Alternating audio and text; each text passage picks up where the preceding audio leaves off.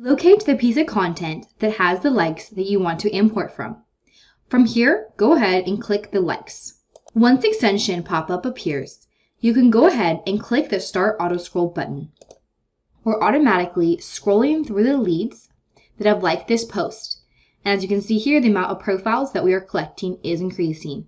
When you're satisfied with the amount of profiles that you have collected, click the Import button. You can add a note to every new lead here. You can add a tag to every new lead here. You can add a follow-up date to every new lead here. You can add a deal amount if you want to every new lead here.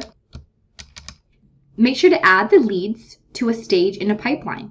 To choose the pipeline you want to add these leads to, select the pipeline dropdown. This is the pipeline name and these are the stages in that pipeline. So use the search bar or scroll down until you locate the stage you want to add these leads to. For example, I want to add these leads into the imported prospect stage of the Skool pipeline.